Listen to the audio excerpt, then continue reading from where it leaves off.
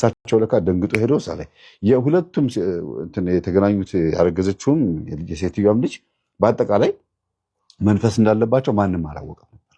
በኋላ ይሄ ነገር በጣም መልካም ነው ተብሎ ተደውሎ ተጠራውና ታሪኩን ስሰማ የሆነ ችግር እንዳለ ሰማሁኝ። ትቆርብ የነበረችው ልጅ በትምህርታችን ደህና ተለውጣ የነበረችው ልጅ ገና ጥሩ ሁኔታ ላይ የነበረችው ልጅ ወደኋላ ሄዳ እንደዚህ ካለች የሆነ አታላይ መንፈስ አለ፣ የኔን ትምህርት እንዳያዳምጡ የሆነ ነገር የወሰወሳቸው ነገር አለ ብዬ እስቲ አንድ ላይ እንጸልይ የሚል ነገር አመጣሁ። እሺ እነሱ አልገባቸውም፣ እኔ ምን እንደፈለኩ አልገባቸውም። እና ሁሉም ልጆቻቸው አጠቃላይ ንጥላ ያለበትም ያ ቤት ውስጥ ወጥ እየሰራ ምንም እያለ ባለሙያው ማለት ነው፣ ግን ከቤት የማይወጣው አክሽኑ ሁሉ ነገሩ እንደ ሴት እንዲሆን የፈቀደው ልጅ ማለት ነው። አጠቃላይ አንድ ላይ ጸሎት በምናደርግበት ቀን دائما أبحث عن أفضل نوع دجاج لعيالي، ما أساوم. سيارة من المزرعة الفريزري بدون توقف، تبقى طازجة، قيمتها الغذائية محفوظة، وخيراتها مضمونة. سيارة جودة تبهر. በምናደርግበት ቀን እኔ ማዘርና ማዘር ሁለቱ ማዘሮችና እኔ ብቻ ነን እዛ ቤት ውስጥ። በቃ ማለት ነው ያው ከንቱ ውዳሴ እንዳይሆንብን ይሄ የምናገረው ከመንቃት አንጻር ነው የምናገረው። የነቃነውም እኛ ሶስታችን ብቻ ስለሆንን ልጅቷን በእርግጥ ነቅታለች፣ ግን የገባውን ደግሞ መጫው አለበትና በሰኔ ጎልጎታ ጸሎት ብቻ አብረን ነው የምንጸልየው። የተቀባበልን አንቀጽ ነው የምንጸልየው። ያረኩት የተለየ ነገር የለም። እግዚአብሔር ስሙ የተመሰገነ ይሁን። ከዛ የለፈለፉትን ኦዲዮን ስናሰማቸው ደነገጡ። አንወጣም ከቤት አሉ። የጮሁትን አንደፋደፋቸው። የመናፍስት አይነት ስሙን ከተኮላሽ ኢያሱ ጀምሮ የማላቀው አይነት የመናፍስት ስም ማን የሚባለው አዶ ከብሪ በቃ ያልጠራው አለ። እስቲ እንደሆነ ማለት ከምጣራቸው ውጪ እስቲ የምታውቁት ካለ ጻፉ እስቲ። በቃ ማለት ከ30 ምናምን በላይ አጋንንት ስም ጠርቷል ወንዱ ላይ ያለው። ለካ ሴትዮዋ እንዴ እኔ ለካ ቆረብኩ ብዬ ከእግዚአብሔር ጋር ሰብሰብ ብዬ ልጄን ስራ ውሎ ነው የሚመጣው ላሉ እዛ ሄዶ ቢራውንም ድራፍቱንም ምንም እያገላበጠ ሴቱንም እያተራመሰ የሚመጣልኝ ለካ ከኔ ሄዶ መንፈስ ልጄ ላይ አርፎብኝ ነው። በኋላ በስልክ ደውለን ጓደኞቹ ጋር ቼክ ስናደርግ አሬ ያለ ወትሮ በዚህ ዓመት ውስጥ ጸባዩ ተቀይሮብን ነበረ። ይማታል፣ ይሳደባል፣ ያመናጭቀናል፣ ይክዳል። መካድ ማለት አላልኩም እያለ ይክዳል።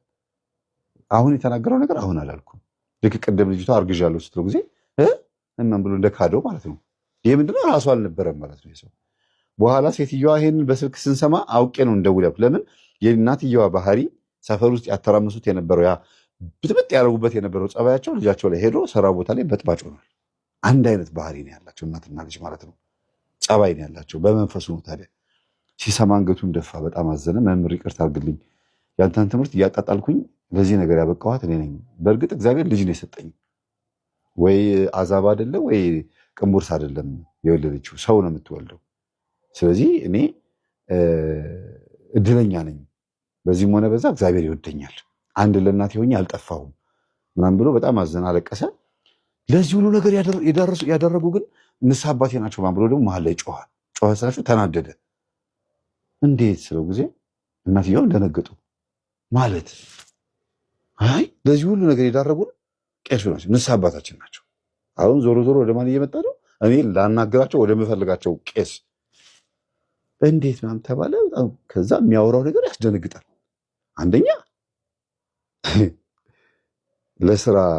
ስራ እንዲበረክትልህ ገንዘብ እንዲበረክትልህ እያሉ ይሄንን ብላ ይሄን ጠጣ ይሄንን ቀበቶ ላይ ሰራው ብለው ቀበቶ፣ ይሄ ወንድ ልጅ ቀበቶ መቼም ይታያቸዋል። ይሄ ቀበቶ እዚህ ላይ እንደዚህ የሚጠመጠም የሆነ ነገር ሰጡት እና ጠምጥሞት ቀበቶ ላይ ወገቡ ላይ የሚያስረው። እንግዲህ ወገብ ማለት ስራ ነው፣ ታጥቃችሁ የምትሰሩት ነገር ነው። ያለካ ወደ ኪሱ የሚከተውንም በጉልበቱ የሚያመጣውን ገንዘብ ሊካፈሉት የሚፈልግ ነውና አስራቷንም እንዳትረሳ ከመቶ 20 ነው የምታደርገው፣ 10 ለእግዚአብሔር 10 ለእኔ በረከት እንድታገኝ ስላደረኩ። በእርግጥም ገንዘብ ያገኛል፣ ይሰጣቸዋል። 10 ለሳቸው 10 ለቤተክርስቲያን ፐርሰንት ነው። 10 ስላችሁ ለምሳሌ 50 ሺህ አግኝቶ ከሆነ ከ50 ሺህ ላይ ስንት ነው የሚሰጣቸው ማለት ነው? ሰውየው ከ50 ሺህ ላይ 5 ሺህ የማን ነው? የእግዚአብሔር ነው ማለት ነው አይደለም? 5,000 ደግሞ የሰውየው ነው ማለት ነው። እንደዛ ነው አይደል የሚሆነው? ከተሳሳትኩ አርሙኝና እንዲህ እያደረጉ መጥፎ ነገር አስለምደውታል። ከዛ ስንፈተ ወሲብም ሰርተውልኛል አለ። እንደገና ደግሞ ግርማ ሞገስ ሰርተውልኛል አለ። እንደዛ ተሳዳቢ ሆኖ ኃይለኛ ሆኖ ከስራ የማያባረሩት ለካ እሱ ግርማ ሞገስ ስላስደግሙ ነው። ማንም ሰው አይናገረው። ቅጥረኛ ሆኖ የአንድ ትልቅ ሆቴል ባለ 5 ኮከብ ሆቴል ዋና ማኔጀር ሆኖ ባለቤቱን ቁጭ ብድግ ነው የሚያደርገው። የሆቴሉን ባለቤት እኮ ነው የምላቸው። ቁጭ ብድግ ያደርገዋል። ማንም አይናገረው። ይሄን ያሰሩት ግን የንስሐ አባቱ ናቸው። ይሄንን እናቱንም ደብቆ በድብቅ ነው ሲሳል ለእናትህ እንዳትነግር እያሉት። ማን ንስሐ አባት? የፍረዱኝ። ይሄን ነው የምናስተምረው እኛ።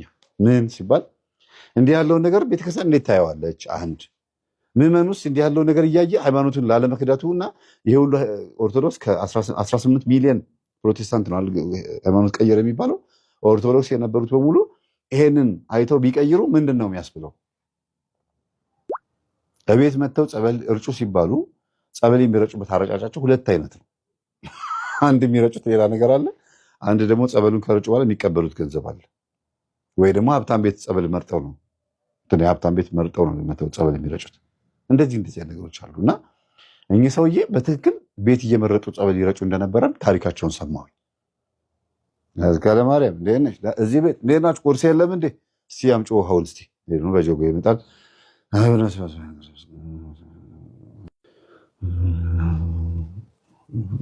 ቤቱን ያዩታል እያሉ በትክክል ባህሪያቸው ስላየሁት ነው ጠርቻቸው